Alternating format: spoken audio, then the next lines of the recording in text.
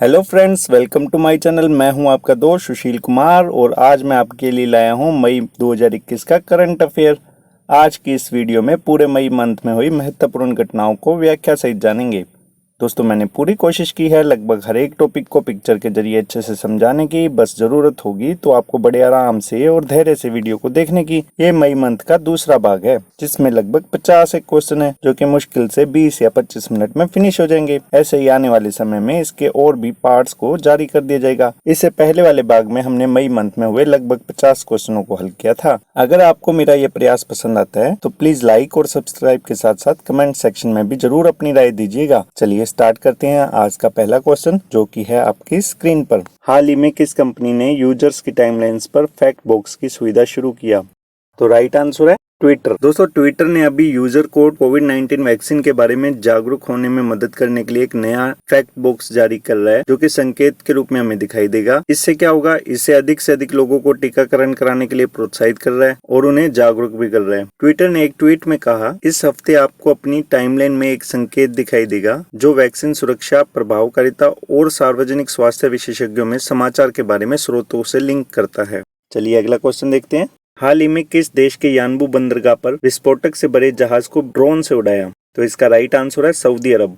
दोस्तों, ये मैप में आपको यानबू बंदरगाह दिखाई दे रहा है और नीचे इसमें विस्फोटक से भरे जहाज जिसको कि ड्रोन से उड़ा दिया गया, उसमें से काला धुआं उड़ता हुआ दिखाई दे रहा है। सऊदी अरब ने बताया कि एक विस्फोटकों से भरी दूर संचालित नाव को लाल सागर में सऊदी के बंदरगाह यानबू को निशाना बनाने के लिए भेजा जा रहा था, जिसे सऊदी अरब ने एक ड्रोन की सहायता से विस्फोट के साथ ही उड़ा दिया, जिससे कि तट से दूर आकाश में काला धुआं दिखाई देने लगा। चलिए अगला क्वेश्चन देखते हैं। अक्टूबर फेस्ट क्या है? राइट आंसर है त्योहार। दोस्तों, ये है अक्टूबर फेस्ट का बैनर और फोटो। दोस्तों, जैसा कि नाम से स्पष्ट है, अक्टूबर फेस्ट यानी अक्टूबर। आप इसको ऐसे भी याद रख सकते हो, अक्टूबर से अक्टूबर। अक्टूबर फेस्ट एक वार्षिक त्योहार है जो अक्टूबर के महीने में म्यूनिक, जर्मनी में 2 सप्ताह के लिए मनाया जाता है। हाल ही में जर्मन सरकार ने घोषणा की कि कोविड-19 के कारण अक्टूबर फेस्ट का उत्सव रद्द कर दिया गया है। दोस्तों, ये लगातार दूसरा साल है जब जर्मनी ने ये त्योहार रद्द कर दिया। चलिए अगला क्वेश्चन देखते हैं। रूस ने किस बीमारी का पता लगाने के लिए एक मल्टी स्क्रीन टेस्ट सिस्टम शुरू किया है? तो इसका राइट आंसर है HIV, हेपेटाइटिस BMC और सिफिलिस। दोस्तों, रूस ने हाल ही में 3 बीमारियों के लिए एक मल्टी स्क्रीन टेस्ट सिस्टम शुरू किया है जिसमें HIV, हेपेटाइटिस BMC और सिफिलिस के बारे में हमें एक ही multi screen test system device में पता लग जाएगा। चलिए अगला क्वेश्चन देखते हैं। किसे भारत में अमेरिकी दूतावास में चार्ज डी अफेयर्स के रूप में नियुक्त किया गया है? तो इसका राइट आंसर है डैनियल स्मिथ। दोस्तों, अमेरिका के राष्ट्रपति जो बाइडेन ने भारत में कोविड-19 संक्रमण के कारण पैदा हुए मानवीय संकट के बीच में अपने अंतरिम राजदूत के तौर पर डैनियल स्मिथ को भारत भेजने का फैसला किया है, जिससे दोनों देशों के बीच सहयोग बढ़ाया जा सके। चलिए अगला क्वेश्चन देखते हैं। किस कंपनी ने महाराष्ट्र में ऑक्सीजन ऑन व्हील परियोजना की शुरुआत की? तो इसका राइट आंसर है महिंद्रा ग्रुप ने। ऑक्सीजन की किल्लत की वजह से कई लोग अपनी जान रोजाना गंवा रहे हैं। इस मुश्किल घड़ी में महिंद्रा ग्रुप के चेयरमैन आनंद महिंद्रा ने ऑक्सीजन सप्लाई की व्यवस्था का जिम्मा उठाया। आनंद महिंद्रा ने ऑक्सीजन ऑन व्हील की शुरुआत की है। दोस्तों, जैसा कि आप यहाँ एक वैन दिखाई दे रही होगी, एक बुलेरो गाड़ी है जिस पर महिंद्रा कंपनी ने अपनी ऑक्सीजन व्हील की शुरुआत की है। इस मुहिम में महिंद्रा एंड महिंद्रा ने अपने बुलेरो पिकअप ट्रक के जरिए पूरे महाराष्ट्र में ऑक्सीजन सिलेंडर की सप्लाई करेगी। ऑक्सीजन को अस्पतालों और जरूरतमंदों के घरों तक पहुँचाया जाएगा। चलिए अगला क्वेश्चन देखते हैं। किसे जापान का ऑर्डर ऑफ राइजिंग सन सम्मान मिला? तो इसका राइट आंसर है श्यामला गणेश। दोस्तों, बेंगलोर की जापानी शिक्षिका को जापान का order of the rising sun मिला है। अगर इस पुरस्कार की बात करें तो ये उन लोगों को मिलता है जो जापानी संस्कृति को बढ़ावा देते हैं। श्यामला गणेश ने क्या किया? श्यामला गणेश ने अपने पति के साथ मिलकर 1983 में भारत के बेंगलोर में जापानी भाषा का स्कूल शुरू किया था। उन्होंने 38 साल पहले इसकी स्थापना की, जिसमें इन्होंने अब तक सैकड़ों बच्चों को पढ़ाया है। चलिए, ये हुई श्यामला गणेश की बात। अगला क्वेश्चन देखते हैं। किस राजनीतिक रणनीतिकार एवं चुनावी कार्य से संन्यास लेने की घोषणा की है? तो इसका राइट आंसर है प्रशांत किशोर। दोस्तों, ये हैं प्रशांत किशोर। पश्चिम बंगाल चुनाव नतीजों से पहले तृणमूल कांग्रेस यानी TMC के रणनीतिकार रहे। प्रशांत किशोर ने बड़ा ऐलान किया है कि अब वे चुनाव प्रबंधन के कामकाज से संन्यास ले रहे हैं। दोस्तों, इनको राजनीति में स्टिक भविष्यवाणी के लिए जाना जाता है। तो हाल ही में इन्होंने ये डिसीजन लिया कि अब ये कोई भी राजनीतिक रणनीतिकार या कोई भी चुनावी कार्य नहीं करेंगे। चलिए अगला क्वेश्चन देखते हैं। हाल ही में किसने भारत में mobile app vaccine finder tool launch किया है? तो इसका राइट आंसर है फेसबुक और पेटीएम। इन ऐप्स में भारतीय यूजर्स इस टूल की मदद से वैक्सीन दिए जाने वाली जगह को ढूंढ पाएंगे, क्योंकि कई बार लोग अपने नजदीकी से वैक्सीन सेंटर को नहीं ढूंढ पाते और इसके लिए उन्हें मदद लेनी पड़ती है। ये टूल 17 भाषाओं में सपोर्ट करेगा। इसमें कोविन वेबसाइट का लिंक भी मिलेगा। अगर बात करें पहले किसने ये सुविधा शुरू की थी, तो फेसबुक ने पहले वैक्सीन फाइंडर टूल की शुरुआत की थी। उसके बाद पेटीएम ने भी इसको शुरू कर दिया है। इस नई वैक्सीन ट्रैकर टूल की मदद से लोग अपने पास मौजूद वैक्सीन सेंटर को ढूंढ सकते हैं। भारतीय तैराक ने उज्बेकिस्तान में ओपन तैराकी चैंपियनशिप में 50 मीटर बैक स्ट्रोक राष्ट्रीय रिकॉर्ड बनाया। तो राइट आंसर है श्री हरि नटराज। भारतीय तैराक श्री हरि नटराज ने 50 मीटर बैक स्ट्रोक में राष्ट्रीय रिकॉर्ड बनाने के साथ उज्बेकिस्तान ओपन चैंपियनशिप में अपना दूसरा स्वर्ण पदक हासिल किया है। 20 साल के इस तैराक ने फीना मान्यता प्राप्त ओलंपिक क्वालिफाइंग प्रतियोगिता में 25.11 सेकंड के समय से शीर्ष स्थान प्राप्त किया। श्री हरि का यह 2 दिन में तीसरा राष्ट्रीय रिकॉर्ड रहा। बेंगलोर के इस तैराक ने इस हफ्ते में शुरू हुए अपने पसंदीदा 100 मीटर बैक स्ट्रोक स्पर्धा में भी 2 बार राष्ट्रीय रिकॉर्ड बनाया। तो चलिए ये हुई श्री हरि नटराज के बारे में जानकारी। अगला क्वेश्चन देखते हैं। किस देश के पूर्व क्रिकेटर थिसारा परेरा ने संन्यास लेने की घोषणा की? तो राइट आंसर है श्रीलंका। दोस्तों ये श्रीलंका के थिसारा परेरा हैं, जो कि श्रीलंका क्रिकेट टीम के ऑलराउंडर खिलाड़ी हैं। श्रीलंका टीम के स्टार ऑलराउंडर थिसारा परेरा ने इंटरनेशनल क्रिकेट से अचानक संन्यास लेकर सबको चौंका दिया है। दोस्तों उनका ये फैसला उस समय आया जब चयनकर्ताओं ने बांग्लादेश के खिलाफ होने वाली वनडे सीरीज के लिए उन्हें टीम में शामिल नहीं किया। तब ये कयास लगाए जा रहे हैं, शायद इस कारण से थिसारा परेरा ने संन्यास ले लिया है। अगला क्वेश्चन देखते हैं। IOC के बिलीव इन स्पोर्ट कैंपेन के लिए किसे एथलीट राजदूत नियुक्त किया गया? तो राइट आंसर है PV सिंधु और मिशेल ली। ये है PV सिंधु और मिशेल ली की फोटो। विश्व चैंपियनशिप और ओलंपिक रजत पदक विजेता PV सिंधु और दुनिया के 11वें नंबर कनाडा के खिलाड़ी मिशेल ली को अंतर्राष्ट्रीय ओलंपिक समिति यानी IOC के बिलीव इन स्पोर्ट अभियान के लिए खिलाड़ियों का राजदूत नियुक्त किया गया है। चलिए अगला क्वेश्चन देखते हैं। किस राज्य ने मुख्यमंत्री चिरंजीवी स्वास्थ्य बीमा योजना शुरू की? तो राइट आंसर है राजस्थान। राजस्थान सरकार ने 2020-21 के बजट में मुख्यमंत्री चिरंजीवी स्वास्थ्य बीमा योजना 2021 की घोषणा की है। राजस्थान देश का पहला ऐसा राज्य बन गया जहां प्रत्येक परिवार को हर साल 5 लाख का स्वास्थ्य बीमा कवर मिलेगा। इसमें आर्थिक रूप से कमजोर लोगों को बिना किसी प्रीमियम के यह बीमा कवर मिलेगा, जबकि अन्य परिवारों को योजना का लाभ लेने के लिए 850 रुपए का वार्षिक प्रीमियम भरना पड़ेगा। चलिए अगला क्वेश्चन देखते हैं। किस राज्य ने गोप बंधु समबद्धिका स्वास्थ्य बीमा योजना शुरू की? तो राइट आंसर है ओडिशा। मुख्यमंत्री नवीन पटनायक ने हाल ही में ओडिशा राज्य के कार्यरत पत्रकारों को अग्रिम पंक्ति के कोविड-19 के योद्धा घोषित किया। इनके साथ राज्य में 6500 से अधिक पत्रकारों को लाभ मिलेगा। यह योजना राज्य के सभी कार्यरत पत्रकारों को 2 लाख रुपए का स्वास्थ्य बीमा कवर प्रदान करती है। चलिए अगला क्वेश्चन देखते हैं। भारतीय सेना ने अपना पहला हरित सौर ऊर्जा संयंत्र कहाँ स्थापित किया? तो राइट आंसर है सिक्किम। भारतीय सेना ने अपना पहला हरित सौर ऊर्जा संयंत्र 30 अप्रैल को उत्तर सिक्किम में स्थापित किया है। बात करें इसकी क्षमता की तो ये 56 kVA क्षमता का होगा, जो कि वेनेडियम बैटरी बेस्ड होगी, जो 16,000 ऊंचाई पर स्थित है। भारत सरकार ने अपनी सेना को सोलर से युक्त सुविधाओं देने के लिए इसे स्थापित किया है। चलिए अगला क्वेश्चन देखते हैं। किस कंपनी ने दुनिया का पहला 2nm प्रोसेसर चिप विकसित किया है? तो राइट आंसर है IBM।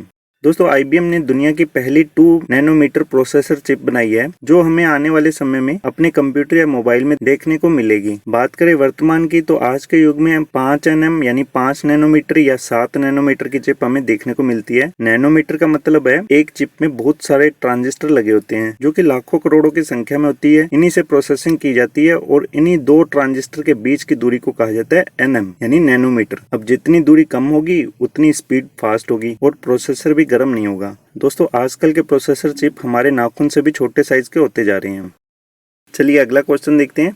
किस राज्य की लड़कियों ने बायोडिग्रेडेबल मूरहेन योगा मैट विकसित किया?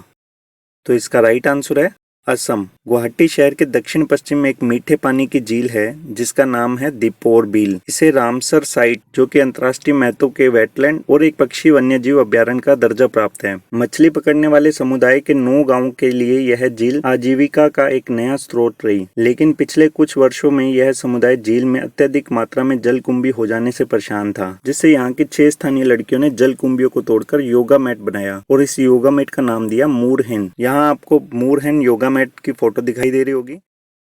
चलिए अगला क्वेश्चन देखते हैं। किस स्पेस एजेंसी ने हाई स्पीड इंटरनेट के लिए 60 स्टारलिंक सैटेलाइट लॉन्च किया? तो इसका राइट आंसर है स्पेस एक्स। हाल ही में अमेरिका की निजी अंतरिक्ष कंपनी स्पेस एक्स ने रॉकेट के द्वारा 60 उपग्रहों को अंतरिक्ष में स्थापित किया। यह उपग्रह स्पेस एक्स की स्टारलिंक परियोजना का हिस्सा है। इन उपग्रहों को अमेरिका के फ्लोरिडा से 9 रॉकेट की सहायता से लॉन्च किया गया है। इस रॉकेट ने 60 उपग्रहों को पृथ्वी से 550 किलोमीटर की ऊंचाई पर स्थापित किया है। अगला क्वेश्चन देखते हैं। टिकटॉक कंपनी के नए सीईओ पद पर किसे नियुक्त किया गया है? तो इसका राइट आंसर है शोजी चेव। दोस्तों ये शोजी चेव की फोटो है। टिकटॉक ने सिंगापुरी नेशनल के शोजी चेव को हॉट वीडियो शेयरिंग प्लेटफॉर्म का नया मुख्य कार्यकारी अधिकारी नियुक्त किया है। अगला क्वेश्चन देखते हैं। किस राज्य ने कोरोना वायरस का नया स्ट्रेन N440K पाया है? तो राइट आंसर है इसका आंध्र प्रदेश। म्यूटेंट N440K को पहली बार आंध्र प्रदेश के कर्नूल शहर में पाया गया था। अब यह म्यूटेंट आंध्र और तेलंगाना सहित देश के अन्य कई हिस्सों में तेजी से फैल रहा है। चलिए अगला क्वेश्चन देखते हैं। किसने 15वां शेख जायद पुरस्कार अवार्ड जीता? तो इसका राइट आंसर है डॉक्टर ताहिरा कुतुबुद्दीन। तो दोस्तों ये है ताहिरा कुतुबुद्दीन की फोटो। बात करें शेख जायद पुरस्कार की, तो शेख जायद बुक पुरस्कार अरब जगत का नोबेल पुरस्कार माना जाता है। डॉक्टर ताहिरा कुतुबुद्दीन प्रतिष्ठित शेख जायद बुक पुरस्कार जीतने वाली पहली भारतीय बन गई हैं। मुंबई में जन्मी इस प्रोफेसर ने अपनी पुस्तक अरबी ओरेशन आर्ट एंड फंक्शन के लिए यह सम्मान जीता है, जिसे वर्ष 2019 लीडन के ब्रिल एकेडमिक पब्लिशर द्वारा प्रकाशित किया गया था। वर्तमान में डॉक्टर ताहिरा एक अमेरिकी नागरिक है जो भारत में प्रमुख कुतुबुद्दीन परिवार में पैदा हुई थी, जो दक्षिण मुंबई में बड़ी हुई। उन्हें इस महीने के अंत में अबू धाबी में पुरस्कार से सम्मानित किया जाएगा। चलिए अगला क्वेश्चन देखते हैं। हाल ही में किस न्यायाधीश को वर्ष 2021 का align patch global vision award दिया गया? तो इसका राइट आंसर है गीता मित्तल। दोस्तों ये गीता मित्तल की फोटो है। जम्मू और कश्मीर के उच्च न्यायालय के पूर्व मुख्य न्यायाधीश न्यायमूर्ति गीता मित्तल को 2021 के लिए अलाइन पैच ग्लोबल विजन पुरस्कार के 2 प्राप्तकर्ताओं में से एक के रूप में घोषित किया गया है। ये पुरस्कार 7 मई 2021 को वर्चुअल उद्घाटन समारोह के दौरान IAWJ के द्विवार्षिक सम्मेलन में प्रस्तुत किया जाएगा। वह मैक्सिको से मार्गरीटा लूना रोमास के साथ इस सम्मान को साझा करेंगी। न्यायमूर्ति मित्तल यह पुरस्कार प्राप्त करने वाली पहली भारतीय न्यायाधीश होंगी। अगला क्वेश्चन देखते हैं। दादा साहब फाल्के अवार्ड 2021 में बेस्ट फीचर फिल्म को अवार्ड किसे दिया गया? तो इसका राइट आंसर है पैरासाइट को। बात करें सर्वश्रेष्ठ अंतर्राष्ट्रीय फिल्म की, तो पैरासाइट, सर्वश्रेष्ठ अभिनेत्री दीपिका पादुकोण, सर्वश्रेष्ठ अभिनेता अक्षय कुमार, सर्वश्रेष्ठ निर्देशक अनुराग बसु और सर्वश्रेष्ठ फिल्म तानाजी। चलिए अगला क्वेश्चन देखते हैं। हाल ही में जम्मू कश्मीर के पूर्व राज्यपाल का निधन हुआ, उनका क्या नाम है बताइए? तो राइट आंसर है जगमोहन मल्होत्रा। ये जगमोहन मल्होत्रा जी की फोटो है। 94 वर्षीय जगमोहन बीते कुछ समय से बीमारी से जूझ रहे थे। दिल्ली के अस्पताल में उन्होंने आखिरी सांस ली। दोस्तों ये जम्मू और कश्मीर के गवर्नर बनने के अलावा भाजपा सरकार के केंद्रीय मंत्री भी रहे थे। दिल्ली और गोवा का उप राज्यपाल रह चुके जगमोहन लोकसभा के लिए चुने गए थे। इसके साथ ही इन्होंने नगरीय विकास और पर्यटन मंत्री का कार्यभार भी संभाला था। चलिए अगला क्वेश्चन देखते हैं। हाल ही में वैज्ञानिकों ने यूरेनियम का सबसे हल्का रूप बनाया, उसका नाम बताइए? तो इसका राइट आंसर है यूरेनियम 214। वैज्ञानिकों ने हाल ही में यूरेनियम का सबसे हल्का रूप बनाया। इसे यूरेनियम 214 कहा जाता है। इस खोज से एक अल्फा कण के बारे में अधिक जानकारी हुआ पता चलता है। अल्फा कण वे कण होते हैं जो रेडियोधर्मी तत्वों से अलग हो जाते हैं, जैसे उनका क्षय होता है। चलिए ये हुई यूरेनियम 214 की बात। अगला क्वेश्चन देखते हैं। इंटरपोल ने दुनिया भर में चोरी की गई सांस्कृतिक संपत्ति की पहचान के लिए किस ऐप को लॉन्च किया? तो राइट आंसर है ID आर्ट ऐप। दोस्तों ये ऐप की फोटो है। अब बात करते हैं इंटरपोल की। जब कोई अपराधी अपराध करके दूसरे देश में भाग जाता है, तब उस देश की पुलिस को परमिशन नहीं होती कि वे दूसरे देश में जाकर अपराधी को पकड़ सके। इसके लिए एक इंटरनेशनल पुलिस है जिसका नाम है इंटरपोल। इन्होंने एक ऐप लॉन्च किया है ID आर्ट, जिसमें दुनिया भर में से चोरी हुई पेंटिंग्स या कोई भी सांस्कृतिक संपत्ति को पहचान की जा सके और उसे उसकी वापस जगह पर पहुंचाया जा सके। चलिए अगला क्वेश्चन देखते हैं। हाल ही में इंडियन प्रीमियर लीग यानी आईपीएल का कौन सा संस्करण निलंबित किया गया? तो राइट आंसर है 14वां। कोरोना वायरस के कारण आईपीएल क्रिकेट मैचों का आयोजन स्थगित कर दिया गया है। दोस्तों, इस बार बिना दर्शकों के मैच हुए थे, उसके बावजूद भी आईपीएल को रोकना पड़ा, जिसके बाकी के मैच अब यूएई में खेले जाने प्रस्तावित हुए हैं। चलिए अगला क्वेश्चन देखते हैं। हर साल मई महीने के पहले मंगलवार को कौन सा दिवस मनाया जाता है? तो इसका राइट आंसर है विश्व अस्थमा दिवस। हर साल मई महीने के पहले मंगलवार को पूरे विश्व में मनाया जाने वाला ये दिवस है। वर्तमान में वायु प्रदूषण को देखते हुए अस्थमा के रोगियों की संख्या दिनों दिन बढ़ती जा रही है। इस बीमारी से छोटे बच्चों से लेकर वृद्धजन तक प्रभावित हो रहे हैं। अस्थमा विरोध की जागरूकता एवं शिक्षा हेतु इस दिन को संपूर्ण विश्व में मनाया जाता है। विश्व अस्थमा दिवस 2021 का मुख्य विषय यानी थीम जो रही है, अस्थमा के गलत धारणा को उजागर करना। अगला क्वेश्चन है, मैक्स 1407 क्या है, जो कि हाल ही में चर्चा का विषय था?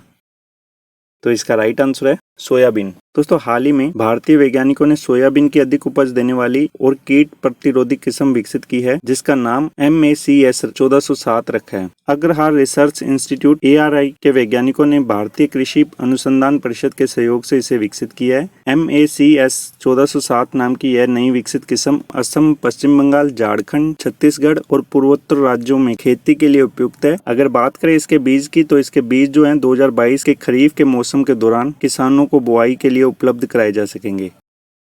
चलिए अगला क्वेश्चन देखते हैं। हाल ही में ग्लोबल फॉरेस्ट गोल्स रिपोर्ट 2021 किस संगठन ने जारी की? तो इसका राइट आंसर है संयुक्त राष्ट्र के आर्थिक और सामाजिक मामलों के विभाग ने। संयुक्त राष्ट्र के आर्थिक और सामाजिक मामलों के विभाग द्वारा 26 अप्रैल 2021 को वैश्विक वन लक्ष्य रिपोर्ट 2021 जारी की। रिपोर्ट के अनुसार महामारी ने देशों को उनके वनों को प्रबंधित करने में आने वाली चुनौतियों को बढ़ा दिया है। वनों पर निर्भर आबादी को नौकरी खोने, आय में कमी, बाजारों और सूचना तक पहुंच में कमी तथा कई महिलाओं और युवाओं को मौसमी रोजगार में कमी का सामना करना पड़ा है। चलिए अगला क्वेश्चन देखते हैं। सिख धर्म के किस गुरु की जयंती 1 मई को मनाई गई? तो इसका राइट आंसर है गुरु तेग बहादुर जी। अपने धर्म, मानवीय मूल्यों, आदर्शों और सिद्धांतों की रक्षा करने के लिए विश्व इतिहास में जिन लोगों ने अपने प्राणों की आहुति दी, उनमें गुरु तेग बहादुर साहब जी का भी अग्रिम पंक्ति में स्थान है। सिखों के 9वें गुरु श्री तेग बहादुर जी का 400वां प्रकाश पर्व मनाया गया है। अगला क्वेश्चन देखते हैं। हाल ही में किस सरकार ने ग्लाइफोसेट पर पूर्ण प्रतिबंध लगा दिया है? तो राइट आंसर है तेलंगाना। दोस्तों, ग्लाइफोसेट एक प्रकार का रसायन है जिसका इस्तेमाल खरपतवार नाशक के तौर पर होता है। अमेरिका में इसे बनाने वाली कंपनी के खिलाफ 4000 से अधिक मामले दर्ज हो चुके हैं। कई तरह की जांच से साबित हो गया है कि ये कैंसर फैलाता है, मगर किसान इसके इस्तेमाल से लोभ से नहीं बच पाते। भारत के किसान भी कपास और सोयाबीन की खेती में इसका खूब इस्तेमाल करते हैं। पिछले साल यवतमाल में छिड़काव के दौरान संपर्क में आने से 23 किसान मारे गए। यवतमाल के अस्पताल में डॉक्टर ने भी बताया कि इस केमिकल के असर से कई मरीज आ रहे हैं। ग्लाइफोसेट के कारण किडनी और लीवर भी नष्ट हो रही है। चलिए अगला क्वेश्चन देखते हैं। हाल ही में स्वास्थ्य मंत्रालय ने कोविन सॉफ्टवेयर में कितने अंकों का कोड जोड़ा है? तो इसका राइट आंसर है 4 अंकों को। कोरोना वैक्सीन लगाने के लिए रजिस्ट्रेशन करवाना जरूरी कर दिया है, जिससे अब कहां और कौन सी वैक्सीन लगे पहले ही निर्धारित हो जाता है। इसके लिए एक कोविन नाम का सॉफ्टवेयर है, जिसमें वैक्सीन लगवाने वाले को एक कोड जारी कर दिया जाता है। वही कोड उसे वैक्सीन लगवाने से पहले बताना होता है, जिससे उसकी डिटेल आ जाएगी। चलिए अगला क्वेश्चन देखते हैं। हाल ही में लॉरियंस स्पोर्ट्स अवार्ड 2021 में स्पोर्ट्समैन ऑफ द ईयर का खिताब किसने जीता? तो इसका राइट आंसर है राफेल नडाल।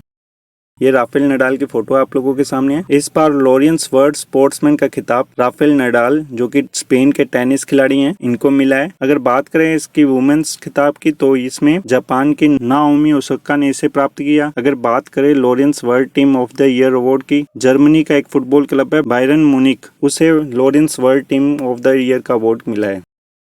चलिए अगला क्वेश्चन देखते हैं। बेलारूस की किस महिला ने मैड्रिड ओपन टेनिस में महिला एकल का खिताब जीता? तो राइट आंसर है आर्याना सैबलिनका। महिलाओं में आर्याना सैबलिनका, जो कि बेलारूस की हैं। अगर बात करें पुरुषों की, तो इसमें अलेक्जेंडर जेवरेव को, जो कि जर्मनी के हैं, उन्हें ये अवार्ड मिला है। उन्होंने ये मैड्रिड ओपन टेनिस प्रतियोगिता का एकल खिताब जीता है। चलिए अगला क्वेश्चन देखते हैं। हाल ही में पंजाब के मुख्यमंत्री ने किस शहर को राज्य का 23वां नया जिला घोषित किया? तो इसका राइट आंसर है मलेरकोटला। दोस्तों, पंजाब में मुस्लिम बहुल मलेरकोटला को बनाया गया है 23वां जिला। ईद के मौके पर मुख्यमंत्री अमरिंदर सिंह ने ये पंजाब को एक प्रकार से तोहफा दिया है। चलिए अगला क्वेश्चन देखते हैं। हाल ही में भारतीय महिला क्रिकेट टीम के हेड कोच कौन बने? राइट आंसर है रमेश पवार। बीसीसीआई ने मई 2021 को भारत के पूर्व स्पिनर रमेश पवार को वुमेन्स क्रिकेट टीम का हेड कोच नियुक्त किया। वे दूसरी बार इस पद को संभालेंगे। वे इससे पहले 2018 में 5 महीने वुमेन टीम के कोच भी रह चुके हैं। चलिए अगला क्वेश्चन देखते हैं। हाल ही में किसे श्रीलंका दौरे के लिए टीम इंडिया का मुख्य कोच बनाया गया है? तो राइट आंसर है राहुल द्रविड़। राहुल द्रविड़ को श्रीलंका दौरे के लिए भारतीय क्रिकेट टीम का हेड कोच बनाया गया है। टीम इंडिया को श्रीलंका दौरे पर 3 मैचों की वनडे और T20 सीरीज खेलनी है। दोस्तों, टीम इंडिया के मुख्य कोच रवि शास्त्री और कप्तान विराट कोहली टीम के साथ व्यस्त रहने के कारण राहुल द्रविड़ को दूसरे दर्जे की भारतीय टीम के लिए भारतीय कोच नियुक्त किया है। अगला क्वेश्चन देखते हैं। हाल ही में मैक्सिको की किस महिला ने मिस यूनिवर्स 2020 का खिताब जीता? तो इसका राइट आंसर है एंड्रिया मेजा। दोस्तों, मैक्सिको की एंड्रिया मेजा ने हाल ही में मिस यूनिवर्स 2020 का खिताब अपने नाम कर लिया है। एंड्रिया मेजा को पूर्व मिस यूनिवर्स जोजीबिनी तुंजी ने मिस यूनिवर्स का ताज पहनाया। आपको बता दें कि साल 2019 में दक्षिण अफ्रीका की जोजीबिनी तुंजी मिस यूनिवर्स का खिताब अपने नाम करने वाली पहली अश्वेत महिला थी। वहीं अगर बात करें इंडिया की, तो भारत की मिस इंडिया एडलाइन कैस्टिलिनो इस मिस यूनिवर्स के ताज से बस कुछ कदम ही दूर रह गई थी। मिस इंडिया एडलाइन कैस्टिलिनो टॉप 4 में ही जगह बना पाई थी। चलिए अगला क्वेश्चन देखते हैं।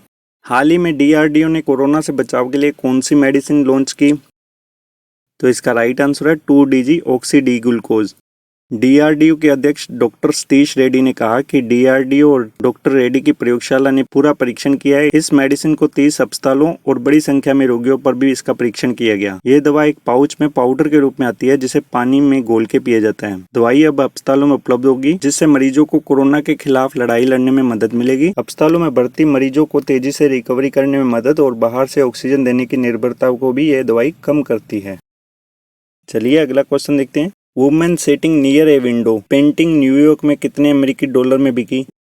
103.4 मिलियन अमेरिकी डॉलर यानी 700 करोड़ रुपए की। दोस्तों, ये वो पेंटिंग है जो कि 103.4 मिलियन अमेरिकी डॉलर में बिकी है। अमेरिका के न्यूयॉर्क शहर में पिकासो की एक मशहूर पेंटिंग मेरी थ्रीज की बोली लगाई गई थी। पिकासो ने मेरी थ्रीज पेंटिंग को 1932 में बनाया था और करीब 90 सालों बाद पिकासो की पेंटिंग ने एक बार फिर से रिकॉर्ड बनाया है। स्पेन के मशहूर चित्रकार पाब्लो पिकासो की इस पेंटिंग की बोली 90 मिलियन डॉलर लगी, लेकिन टैक्स और बाकी फीस लगाकर इसकी बोली 103.4 मिलियन डॉलर यानी 700 करोड़ से ज्यादा हो गई है। चलिए अगला क्वेश्चन देखते हैं। हाल ही में चिपको आंदोलन के किस नेता का स्वर्गवास हुआ है? तो इसका राइट आंसर है सुंदरलाल बहुगुणा। हिमालय पुत्र और पर्यावरण के गांधी के नाम से मशहूर श्री सुंदरलाल बहुगुणा का 94 साल की उम्र में कोरोना के चलते निधन हो गया है। अगर बात करें उनके जन्म की, तो ये उत्तराखंड के टिहरी गढ़वाल जिले के सिलियारा गांव से हुआ था। सुंदरलाल बहुगुणा को भारत से लेकर विदेशों में 1972 में हुए चिपको आंदोलन से जाना जाता है। वे हमेशा पर्यावरण को बेहतर स्वरूप देने के लिए संघर्ष करते थे और उनमें जीत भी हासिल करते थे। इस प्रकार देश ने एक पर्यावरण का सच्चा सिपाही खो दिया। चलिए अगला क्वेश्चन देखते हैं। हाल ही में चीन और रूस ने कौन सी परियोजना लॉन्च की है? तो इसका राइट आंसर है परमाणु ऊर्जा परियोजना। रूस और चीन ने 19 मई 2021 को सबसे बड़ी परमाणु ऊर्जा परियोजना का शिलान्यास किया। इस परियोजना के तहत मॉस्को संयुक्त रूप से 2 चीनी शहरों में 4 उच्च शक्ति वाले परमाणु ऊर्जा संयंत्रों का निर्माण करेगा। दोनों देशों ने 2018 में एक समझौते पर हस्ताक्षर किए थे, जिसके तहत वे तियानवान परमाणु ऊर्जा संयंत्र की इकाइयां 7 और 8 तथा शुदापू परमाणु ऊर्जा संयंत्र की इकाइयां 3 और 4 का निर्माण मिलकर करने पर सहमत हुए थे। चलिए अगला क्वेश्चन देखते हैं। हाल ही में 41 वर्षों तक भारतीय नौसेना में सेवाएं देने के बाद किसे सेवा मुक्त किया गया? तो इसका राइट आंसर है NIS राजपूत। भारतीय नौसेना का पहला विंध्सवक INS राजपूत 21 मई को 41 साल बाद सेवा मुक्त हुआ। NIS राजपूत ने पिछले 4 दशकों में कई मुख्य मिशनों में भाग लिया है। भारतीय नौसेना के प्रवक्ता कमांडर ने बताया कि INS राजपूत को नेवल डॉकयार्ड विशाखापट्टनम में एक सादे समारोह में नौसेना की सेवा से हटाया गया है। चलिए अगला क्वेश्चन देखते हैं। हाल ही में दुनिया का सबसे बड़ा हिमखंड अंटार्कटिका से टूटकर अलग हुआ, उसे क्या नाम दिया गया है? तो उसका राइट आंसर है A76। अंटार्कटिका से दुनिया का सबसे बड़ा आइसबर्ग यानी हिमखंड टूटकर अलग हुआ। अगर बात करें इसके आकार की तो इस हिमखंड का आकार दिल्ली के क्षेत्रफल से 3 गुना ज्यादा है। इसका क्षेत्रफल 4320 वर्ग किलोमीटर का रहा, जबकि दिल्ली का क्षेत्रफल 1483 वर्ग किलोमीटर का है। यह हिमखंड 170 किलोमीटर लंबा और लगभग 25 किलोमीटर चौड़ा है। अंटार्कटिका से टूटकर अलग हुए इस आइसबर्ग को यूरेनियम स्पेस एजेंसी के सैटेलाइट से देखा गया। इस हिमखंड का नाम A76 रखा गया है। हाल ही में ICMR ने घर पर कोविड-19 टेस्ट कराने के लिए किसे मंजूरी दी? तो राइट आंसर है कोविसेल्फ किट को। Indian council of medical research ने हाल ही में घोषणा की है कि माई लैब द्वारा भारत की पहली home based corona kit CoviSelf को लॉन्च किया गया है। इससे घर बैठे कोरोना की जांच हो जाएगी और वो भी 15 मिनट में। इसको मेडिकल स्टोर से 250 रुपए में खरीदा जाएगा। इसके लिए डॉक्टर की पर्ची की भी जरूरत नहीं होगी। ICMR के अनुसार ये किट सिर्फ उन लोगों के लिए है जिन्होंने कोरोना के लक्षण महसूस हो रहे हैं। अगला क्वेश्चन देखते हैं। हाल ही में राजस्थान के पूर्व मुख्यमंत्री का स्वर्गवास हुआ, उनका क्या नाम था? राइट आंसर है जगन्नाथ पहाड़िया। जगन्नाथ पहाड़िया जी राजस्थान के प्रथम दलित मुख्यमंत्री थे। जगन्नाथ पहाड़िया जी ने मात्र 25 वर्ष की उम्र में राजनीति में प्रवेश किया था। लोकसभा के सबसे युवा सांसद रहे। राजस्थान में पूर्ण रूप से शराबबंदी करने वाले प्रथम मुख्यमंत्री भी रहे थे। जगन्नाथ पहाड़िया जी 4 बार सांसद और 4 बार विधायक भी रहे हैं। चलिए अगला क्वेश्चन देखते हैं। भारत का पहला कृषि निर्यात सुविधा केंद्र कहाँ स्थापित किया गया? तो राइट आंसर है पुणे में। Maharashtra chamber of commerce, industry एवं एग्रीकल्चर नाबार्ड ने हाल ही में पहला कृषि निर्यात सुविधा केंद्र लॉन्च किया है। यह केंद्र महाराष्ट्र राज्य के कृषि और खाद्य निर्यात को बढ़ावा देने की सहायता करेगा। ये कृषि खाद्य उत्पादन के निर्यात के लिए वन स्टॉप शॉप के रूप में भी कार्य करेगा। ये केंद्र किसी के लिए भी खुला है जो कृषि निर्यात में शामिल है। अगला क्वेश्चन देखते हैं। हाल ही में ईरान ने एक किस प्रकार का कंप्यूटर लॉन्च किया, उसका नाम बताइए। तो उसका नाम है सीमॉर्ग। ईरान ने सीमॉर्ग नाम के एक सुपर कंप्यूटर का अनावरण किया जो देश के अब तक के पिछले सुपर कंप्यूटरों से 100 गुना अधिक शक्तिशाली है। सुपर कंप्यूटर को तेहरान के अमीर करीबी प्रौद्योगिकी विश्वविद्यालय AUT द्वारा स्वदेशी रूप से विकसित किया गया है। इसका नाम पौराणिक फिनिक्स जैसे पक्षी सीमॉर्ग के नाम पर रखा गया है। सीमॉर्ग की प्रदर्शन क्षमता वर्तमान में 0.56 पेटाफ्लॉप्स है। अगला क्वेश्चन देखते हैं। हाल ही में किस खिलाड़ी ने इटालियन ओपन 2021 का खिताब जीता? तो राइट आंसर है Rafael Nadal. Italian open tennis प्रतियोगिता इटली के रोम में 8 मई से 16 मई तक खेला गया। फाइनल में स्पेन के दिग्गज टेनिस खिलाड़ी राफेल नडाल ने दुनिया के नंबर 1 नोवाक जोकोविच को, जो कि सर्बिया के हैं, को इटालियन ओपन फाइनल में मात देकर 10वीं बार ये खिताब जीता है। इस प्रतियोगिता में बात करें महिलाओं की तो उस पोलैंड की इगा स्वितेक ने ये खिताब जीता। लास्ट क्वेश्चन इस वीडियो का। हाल ही में नासा ने किसे अपना नया प्रशासक नियुक्त किया है? तो राइट आंसर है बिल नेल्सन। ये बिल नेल्सन की फोटो है। वे नासा के 14वें प्रशासक होंगे। ये जिम ब्रेडेनस्टीन का स्थान लेंगे। इससे पहले अमेरिकी राष्ट्रपति जो बाइडेन ने पूर्व सीनेटर बिल नेल्सन को अंतरिक्ष एजेंसी नासा का प्रशासक नामित करने की इच्छा जताई थी। तो दोस्तों ये थी हमारी आज की वीडियो। आई होप कि मेरा ये प्रयास आपको पसंद आया होगा। प्लीज़ लाइक और सब्सक्राइब कीजिए। Thank you so much. Have a good day.